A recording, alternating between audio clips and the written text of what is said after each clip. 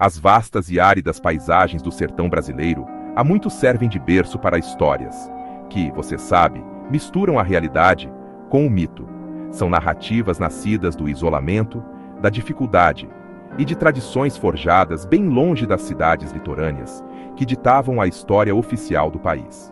Dentre esses relatos, um dos mais peculiares e inquietantes é a história das Irmãs Barbosa. A saga delas não é sobre grandes manobras políticas, vivendo num canto remoto do Brasil. Essas mulheres, cujos primeiros nomes muitas vezes se perderam nas brumas do tempo. O mundo das Irmãs Barbosa foi definido pelo sertão brasileiro. Este ambiente semiárido é uma região de imensa significância geográfica e cultural. Havia hierarquias rígidas e uma cultura patriarcal profunda. A lealdade ao próprio clã era suprema. A família era uma fortaleza contra um mundo hostil. Os papéis femininos eram estritamente definidos: casar, gerir o lar e prover filhos. Acesso limitado à educação e às instituições do Estado amplificava o isolamento. Esse ambiente moralmente flexível e autorregulado criou espaço para arranjos pouco convencionais. A necessidade de permanecer juntas por apoio mútuo pode ter sido um motivador poderoso. Oculto do escrutínio externo, o pequeno mundo delas floresceu com sua própria lógica. O evento central que colocou a família Barbosa em sua trajetória única foi a decisão de duas ou mais irmãs de entrar em um relacionamento conjugal com o mesmo homem. As razões exatas permanecem envoltas na ambiguidade da história oral, mas várias teorias surgem do contexto social. Um poderoso senso de apego sororal e o medo da separação podem tê-las levado a arquitetar o plano para permanecer juntas. Outra motivação plausível era econômica. Casar garantiria segurança. Compartilhar um marido poderia garantir isso para todas. O homem, referido simplesmente como o marido, tornou-se o patriarca de um clã construído sobre essa base não convencional. Ele teria que ter posição ou caráter que desafiasse a convenção. Talvez um viúvo, um forasteiro ou uma figura com bens. Embora as irmãs pudessem ter iniciado a ideia, sua implementação dependia do consentimento do homem e da dinâmica patriarcal local. O estabelecimento desse casamento compartilhado marcou o início do profundo isolamento do clã Barbosa. Para fora, teria sido escandaloso. Para dentro, talvez tolerado por necessidade e costume. O pacto que nasceu do desejo de permanecer juntas, ironicamente, se tornou aquilo que as isolou. O ritmo diário da casa dos Barbosa era, provavelmente, uma dança complexa de cooperação e regras não ditas. Com várias irmãs compartilhando papéis, o ambiente doméstico devia ser meticulosamente organizado. As responsabilidades eram provavelmente divididas: cozinhar, limpar, cuidar das crianças e gerir os suprimentos. As crianças, embora tivessem mães biológicas diferentes, eram criadas como um coletivo. Comitê de mães. O ciúme poderia ser uma ameaça, mas o sucesso do arranjo sugere entendimentos claros e solidariedade entre as irmãs. A atenção e a alocação do tempo do marido eram recursos a serem geridos cuidadosamente. A estrutura familiar fomentava a lealdade interna, mas também confundia o mundo exterior sobre sua dinâmica. Interações externas eram úteis e mínimas. O universo deles era a propriedade rural. Mas essa insularidade criou terreno fértil para problemas genéticos que viriam a caracterizar a linhagem, prendendo-os em um destino de sua própria criação. À medida que a primeira geração de crianças Barbosa atingia a maturidade, a família enfrentou uma escolha crucial. Para manter coesão e segredo, e pela falta de parceiros externos, eles se voltaram para dentro. Casamentos foram arranjados entre primos de primeiro grau, estabelecendo um precedente seguido por gerações. O que começou como um arranjo social evoluiu para um ciclo genético fechado. A crescente carga genética trouxe consequências biológicas profundas e, inevitavelmente, visíveis.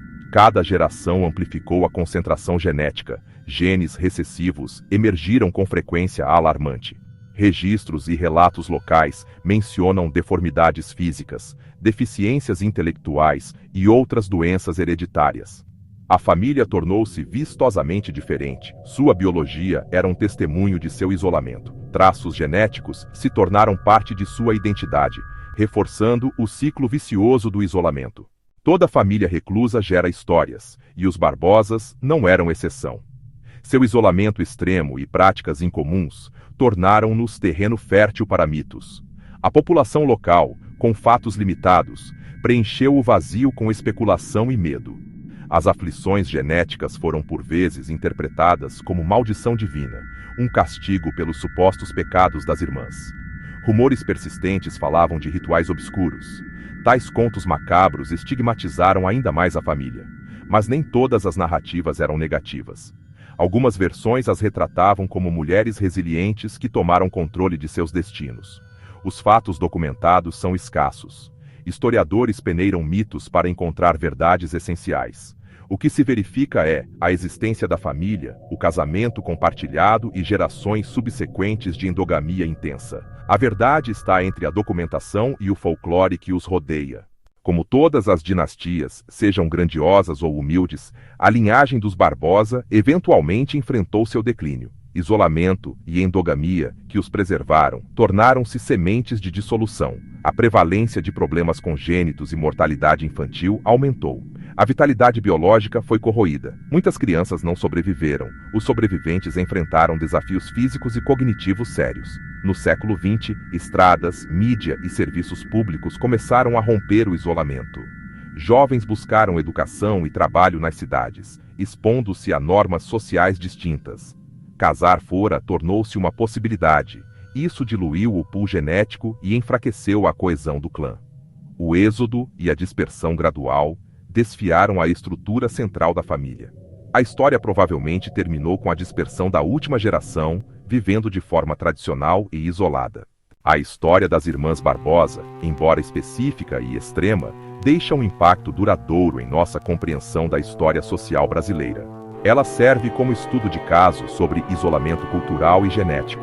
As Barbosas nos lembram que a história oficial negligencia dramas humanos complexos que acontecem no interior. Culturalmente, sua história permeou o folclore, funcionando como advertência e memória social.